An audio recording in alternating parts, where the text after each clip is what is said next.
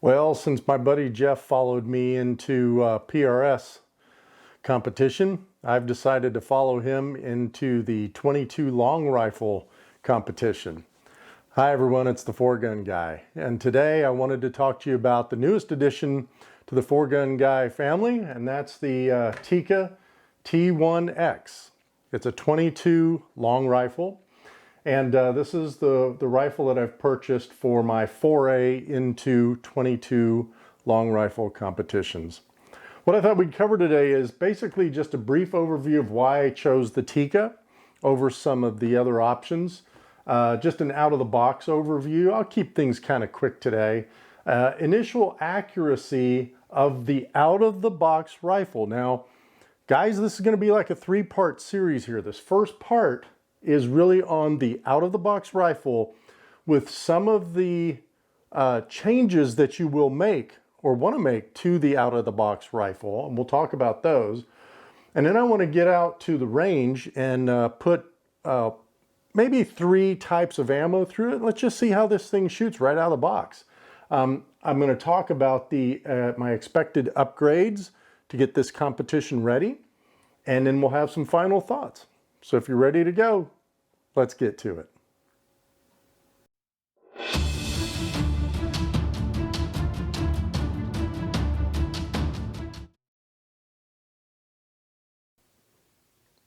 Well, if you watch my other videos, you know that there has to be a comparison matrix, right? So here it is. I'll post it up here and you can follow along with me. And I just wanted to do a face-to-face with this one instead of usually just through the microphone and you're just looking at this thing. So look, the first few of these, right? The custom build, Voodoo Gunworks, Anschutz, the Volquartsen, those are all just beyond our price range right now, right? We had a budget, $1,200. These are way beyond that. I'm not even going to talk about them, but these are some options if you want to spend that much money and get some really excellent rifles. Look at them, right? Consider those. Let's come down into these last 7 though. We've got the CZ457 Varmint MTR with the walnut stock. That's around $700, and with that walnut stock, you're going to want to run the upgrades. And guys, this is what I did here, right? I just said, look, let's use $703 as the upgrades if they're going to need upgrades like I'm going to do with this thing, right? I'm taking it out of this chassis, putting it in an Oryx chassis. With everything I'm doing to this rifle, the upgrades are $703. Okay, excuse me. And then I just put $250 for some of the rifles that are really pretty close to competition ready with their chassis and everything, but you may need some extras, magazines. It may need a scope, a rail on it. Just some things to consider there. So these are rough numbers. But again, the Varmint MTR with walnut, you'd end up at about $1,400. The Bergara B14R, excellent, another excellent rifle to consider. You can actually get just the action for that, which is pretty cool. So you could get the action only and then add that 703 for the chassis and everything, and that would bring you up to about 1303. Or you could get their competition ready model, spend about maybe $250 in upgrades, maybe less, but let's just go on the high side. That would put you at around your $1,200 mark. Then you have the Tikka 1X, which is right here, and all the upgrades I'm going to make to that. Brings us in at $1,233. Then you've got the CZ457 Varmint with precision chassis. Now, this one is pretty much ready, right? And it's $900 out of the box with another, say, $250. So that's coming under our $1,200. I did consider that rifle. And then you've got the RPR and the Savage B22 rounding those out.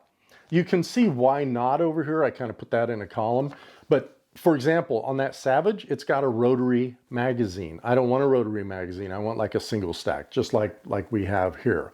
The Ruger Precision Rifle, there was some things I read about the action on that. It was pretty good, but the Tikka and the CZ, I think, came in a little better than that action. So there you have it. This is my kind of matrix. Make up your own matrix. Add some rifles I didn't add on here. Use your own considerations for this stuff. Now, let's get down to the specific reasons I liked this Tikka T1X. Number one, it was going to come in around my $1,200 budget, $1,233. We're close, right?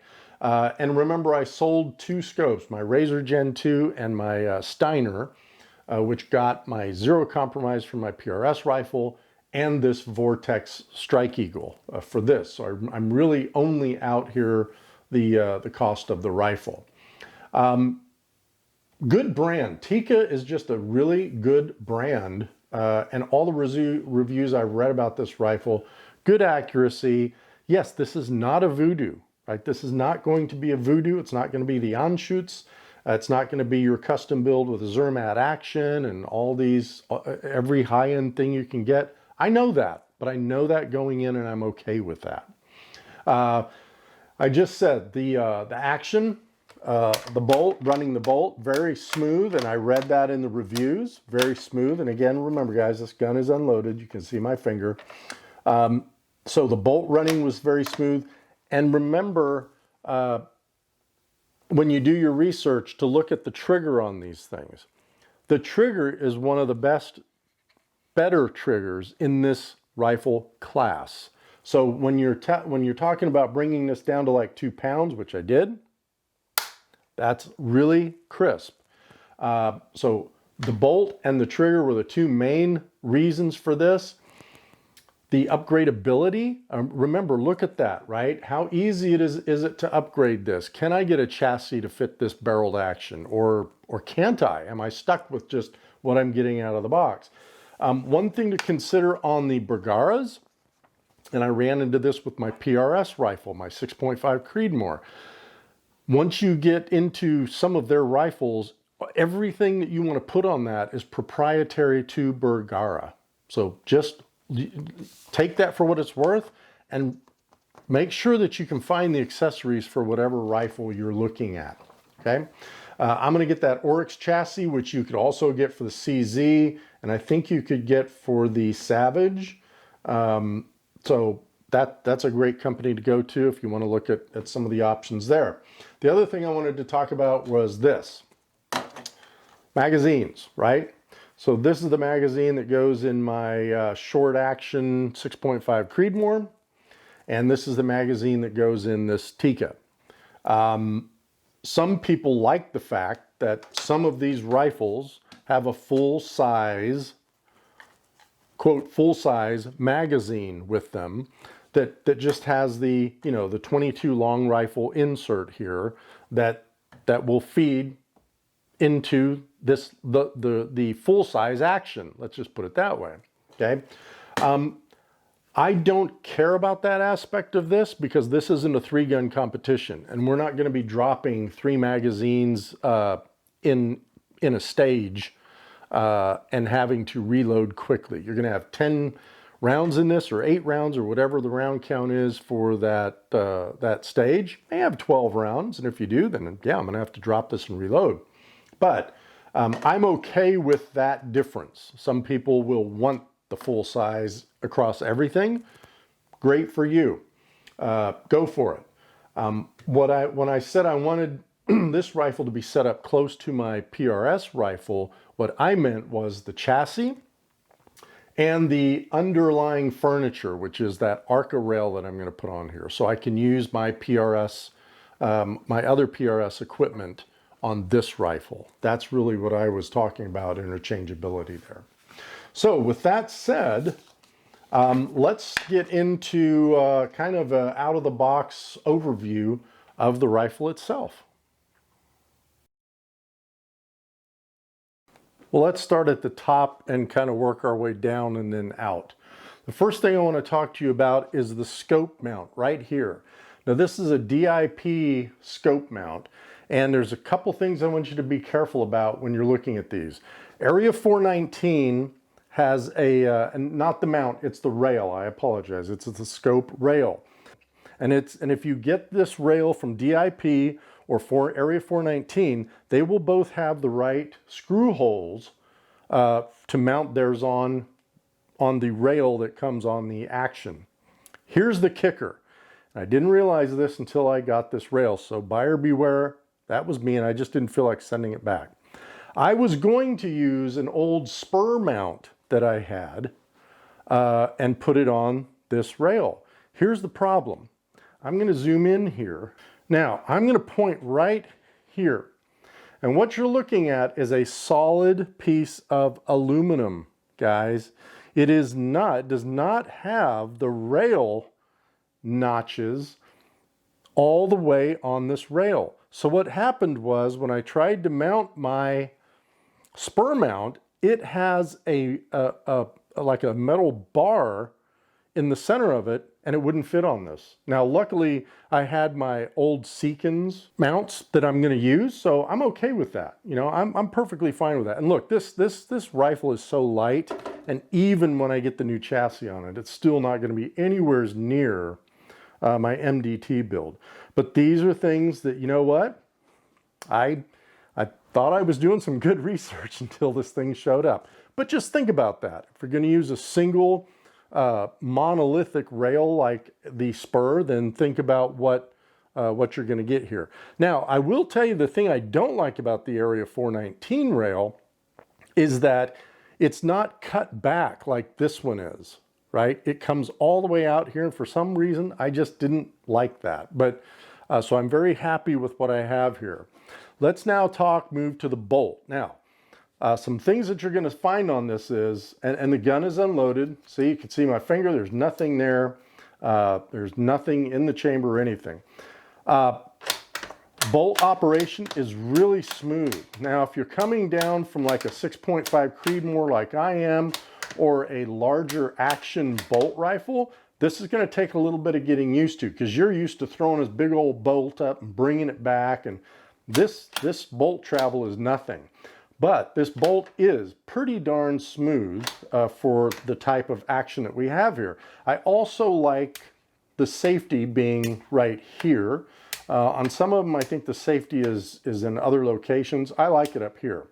So the bolt, very easy, very smooth to come back to. The trigger, this is the thing, remember, that a lot of reviews are talking about, and I'm going to adjust this camera just a pinch here. Guys, this trigger right out of the box is set at about 4 pounds, okay? Now, I told you that I was going to make some adjustments that are recommended by people when you get this out of the box. One of those adjustments is the trigger. So I did. All you do is you take the action out of the chassis. There's a bolt at the front of the trigger. You bring that thing out, bring that little hex nut out, and you can adjust this. Now, I've got this down to about 2 pounds, but let's listen here. It's really crisp. It's a pretty darn crisp trigger. Now, one of the upgrades I am going to do to this is there's a spring, another spring that you can get for the trigger that's going to take it down to, you can take this down to 12 ounces if you want to. That for me is too light. And you might read in some forums and some articles that some of the lighter triggers that people have set on this thing have caused premature firing. So just be careful. I'm going to take this down to about 1 pound, and that'll be fine for me. Let's move to the chassis here. Look, this is kind of cheap, right? It's kind of cheap plastic. There's really not a good cheek weld when you mount a scope, so you're going to need some kind of a cheek riser if you keep this chassis. I bought this rifle totally understanding that I was not going to keep the chassis. I was going to get the Oryx and change it out, and it has adjustable everything on it. So the chassis is kind of cheap. I do wish that this bolt shroud here was metal instead of plastic, but you know what? You can get over things like that. The other thing to look at is the magazine release, which is right here at the front, and it's kind of convenient. I don't find it that hard to get to, but I did purchase a magazine release extension that I'm going to put on there. That's going to be part of the upgrades. And then let's see, the thread protector. Yeah, you know, guys have been, if you read some of the reviews, they'll go, oh, that cheap thread protector, it's plastic. And then I'm like, I don't care. I'm putting a little muzzle brake on this thing anyway. So I don't really care if it's plastic or not. Now, there's one other thing that I want to point out, and you'll see this in other videos as well. Right about in here is this thing, and it's called a filler plate. You'll read about some people who have taken it out of the chassis, and I did that as well. So remember, to get this ready, just to test it out to see how it was going to shoot out of the box, I did make these changes. I took the filler plate out from up here because it touches the barrel. So the barrel with that filler plate is not a true free float barrel. Some guys have taken that out, filed it down, and put it back in. Again, guys, I don't care about that because I'm going to put this in a new chassis anyway. The other thing that I did do, and I told you about this, I reduced the trigger pull from 4 to 2 pounds. One more thing, and that is the barrel. Look, this is not a super heavy contour barrel on this thing. It's kind of a mid contour, if you will. And so I'm going to be interested to see how accurate this thing really shoots just out of the box. I did put on just this cheapo bipod that I had. I'm going to put my Atlas bipod on there when I get my new chassis. And then, of course, as I said, I mounted the Strike Eagle. So let's get out to the range. So let's send some shots down there and look at some groups. I am at 50 yards, and let's see how this thing shoots here. I really like it so far. I've got some targets up down there. Now it is a bit windy here today. Wind's probably blowing about 8 miles an hour, and I'm going to start at this upper target here. And again, we're just shooting for groups, not necessarily zeroing just yet, although I have kind of zeroed it.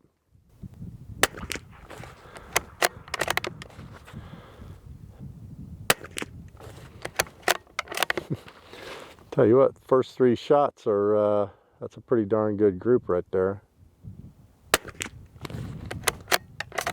4, 5. Wow. That's a pretty good group. So we'll see that on the paper. So I'm going to go ahead and shoot a few more groups. I did bring some other ammunition with me. I wasn't even sure if I was going to shoot it or not, but I think I will now. So I brought some Ely match, and I brought some Ely club. So even though I didn't really want to do an ammo compare with an out-of-the-box rifle, this is the ammo that I've gotten in, so I may go ahead and do that. So I wanted to talk a little bit about this Midas Plus ammo. I'm liking it so far very much. I'm going to tell you a couple things here about the ammo and the rifle. Number one, the ammo is kind of greasy. It's got a very greasy feel to it. So I'm assuming I'll have to clean the rifle more if I use this than I use anything else, because the Ely ammunition that I just shot wasn't bad at all. It wasn't greasy. Now let's talk about the rifle here and the scope. This Strike Eagle is awesome as usual. The rifle itself, I really like the bolt. It seems like a very smooth bolt. I'm sure if you're going to get something like a Voodoo, it's probably like butter. This is probably like Crisco. The trigger pull, remember, I set that at 2 pounds. Very good trigger pull, very good bolt running. I'm not putting any pressure at all on this gun, none. I just can't say enough about just out of the box, guys, just with the stuff I just did to it, right? This thing's running very nicely. It is getting, I am having to get used a little bit to the change from my 23-pound rifle to this thing. A little pressure on there. But again, overall like it. I like this Midas Plus. This is the Lapua. This is what I could get most of, so I bought it. But I'm telling you, I really like this so far. And when we get back into the shop, we'll see. Well, let's look at the results here. Now, I do want to say that I had only intended to take the Midas Plus out and shoot it. That's all I really had intended to do. But then that Ely came in, so I thought, I'll throw 2 of those boxes in there and we'll see how that shoots. I have to tell you that Midas Plus did very well. And I want to point out one other thing too. What you're going to see here is, and I'm going to bring this in a little closer. I'm going to hope that the camera is going to focus on this. When you see these flyers like this one, and you see the flyer like this one, and I had another one here, I had 2 here, and down here, this last group on this Ely match really kind of fell apart on me, so I don't know what happened there. But what I wanted to tell you is these flyers were from me holding the rifle too strong. I'm going to tell you what, guys, when I barely held on to that rifle on the bench rest, these are the kind of groups I got right here. This 4-shot group, this 4-shot group. Look, without that flyer, this is a heck of a group. So all I'm saying is, if you get into this, this is a little different than your heavier rifles like that 6.5 Creedmoor of mine. You know, I'm holding that thing pretty stable, pretty steady. This is just the opposite. And you'll see some comments on that too in the forums and online, where people are basically saying, look, you've got to treat it like you're holding treat it like you're holding an egg firmly, but the egg's not going to break. And so let's just go over this really quickly. So the Lapua Midas Plus really did a good job here. I'm trying to keep this in focus. Very good job. I had a, now what I did was I took the measurements here, and since this is at 50 yards, I doubled them to give us a rough MO. I know it's not exact, but rough. So we have 0.75, 75, 50, 70. MOA, this would be at 100 yards with the spread. The Ely club did pretty good. It fell apart on this 3rd string here because I had 3 flyers on that. So I don't know what I did or what happened there. And then the Ely match, which is this one down here at the bottom, this is the one that kind of surprised me the most. I thought this would be pretty good, but 1.6, 0.76, 0.65. So not that bad. But look, that wasn't what this was about, right? This was about how good is this thing going to shoot right out of the box with some decent ammo in it.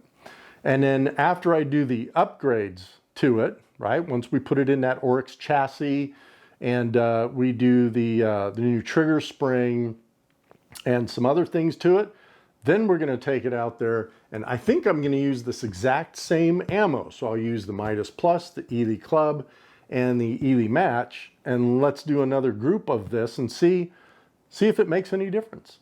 And then the 3rd video in this group is going to be on about 6 or 7 different decent ammos that you would probably or want to use for matches. So that's all pretty good. I can also tell you that, you know, I went to the range out there, to the match range where they actually shoot the matches, and I thought, you know, I'm going to see just how this thing does with just that the Midas Plus. Put the Midas Plus in there, zeroed this scope. That was an interesting experience to see when you put all the metrics into that Kestrel and you start telling it that, you know, the velocity is 1,073 and the bullet weight is 40 grains and all of this stuff. And all of a sudden to shoot, you know, 130 yards, you're dialing like, what was this? 3.5 mils to hit 130 yards. It's just kind of strange to me, but The scope did well. The rifle did well. I was hitting a squirrel at 130 yards that's like a little 8-inch squirrel, 8 inches tall and about 3 inches wide. At 130 yards, 5 shots, one right after the other in it. That was a really good first test of this rifle.